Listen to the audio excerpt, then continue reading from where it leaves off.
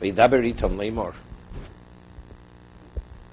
אם יש נפשכם לקבורס מתים לפניי, if you have an interest to bury my mess milfonai, in my presence.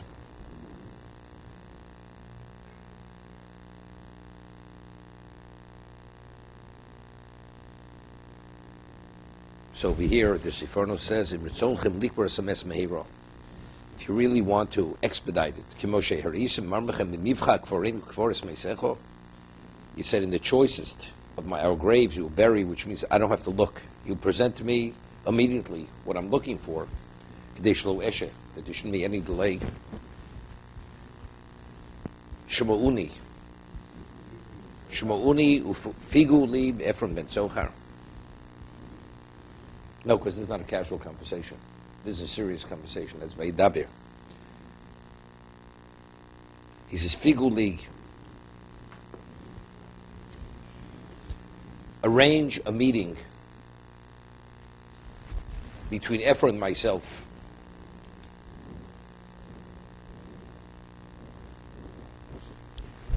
V'yitain li es morsa machpelo, and he should give me v'yitain li.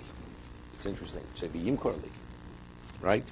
Arrange that I should meet Ephraim et Zocha. V'yitain li es morsa machpelo. Asher lo, asher b'ksei sodeu. He's identifying exactly what he wants. One thing, the cave of Machpelah, which he has, which is at the edge of the field. He's identifying exactly what it is. Because Avram's not wasting time. He may have multiple properties. Something very specific. So he says, V'yitin li, then he says, B'kesem mola yitnenu li. And he will give it to me, I'm willing to pay full value. But it's interesting, does B'kesem mola yimkerenu li? Yitnenu li. B'sochem in your midst, lachuzas kover. What's the V'yitnenu? He says twice, V'yitin li, and even within the context, Kesem mola, Yitnenu li. What's the Yitnenu? What exactly is Avram Avinu saying? So I think what he's saying is, he's showing his appreciation, regardless of how much I pay for it, I see it as a gift. That's what he's saying. Yiddenly, you could misunderstand, say, he should give it to me, I'm looking for a gift. Because originally, how did they refer to him as Nisi Elokim Atab Zochenu? So if Nisi Elokim, it's like the Gemara says in Kedushin, a woman gives something to an Adam Choshuv. He marries her with the benefit she receives that he's accepting her gift. So maybe he didn't leave Machpelah. If I'm the Elokim, right? So therefore, giving me, that itself is, I'm doing you the favor. He says, no. The Yitnu Li will be Bekesef Molei. Yitin doesn't mean that you're the recipient. I consider it a gift, regardless of how much I pay for it. That's what Abraham is saying. Rashi, HaMachpelah. Why was it called Morsa Machpelah? Bais Vali al Gabov. The double, right? There was a house and it had a second story. That's what was called Morsa Machpelah. There were multiple couples. The second is difficult, right? It's similar to Chayei Sarah. Mm-hmm. At this point, first of all, there weren't zugos there. This was meant to be in the future. It's called, he's saying to him, he should give me Morsa Machpelah. So it was called Morsa Machpelah then. Why was it called Morsa Machpelah then? You tell me because it's Bais Valiyah, okay, that's Bais Valiyah. But if it's Kfula Bezugos, it has no relevance to the present. And not only that, it was a secret, right? Ephraim thought that he was getting the better of Avram Avinu. He didn't even understand what Avram Avinu was purchasing. Regardless of what he paid, he was underpaying endlessly for what the innate value of the Morsa Machpelah was, right? So what do we mean, Machpelah?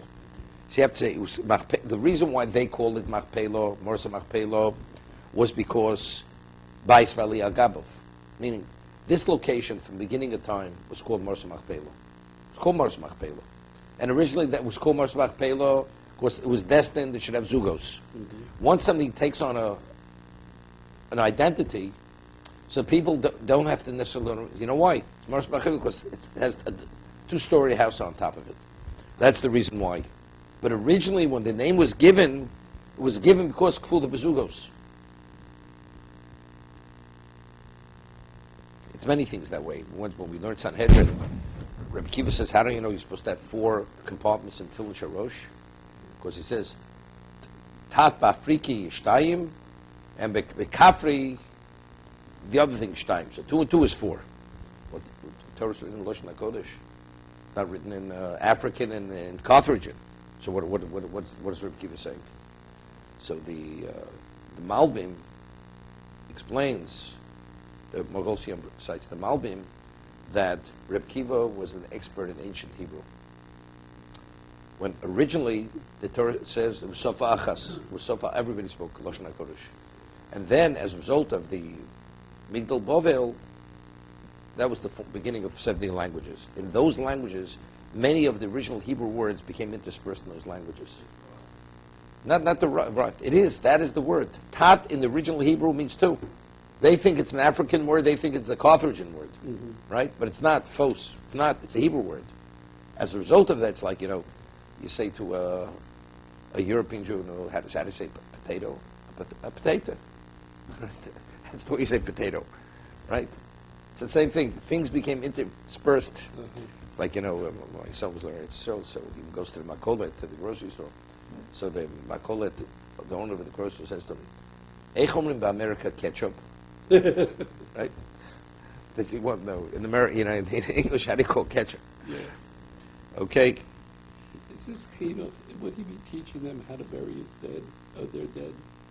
I mean, it seems a lot of detail in here. No, he has to have the detail. He has to have the detail. But who's he? He's telling Goyim how to bury. No. This is what he wants to do. Kind. You want to buy a certain pair of shoes, right, and you need it for outpacking. Right. If it doesn't have a certain durability, instead, I'm not into those kind of shoes. I'm not going to the Waldorf Astoria with these shoes. Right. You're going to go to rugged terrain. See that? Okay. I didn't realize Ernie walked in now. Talking with the shoes right away. Cool. Could be. I'm saying from the originally. No, but a Shais could have named it. Cain couldn't care less. You know what I mean? Cain. But Shais, he was a tzaddik. He was the ultimate. And it's his descendants are going to be buried there.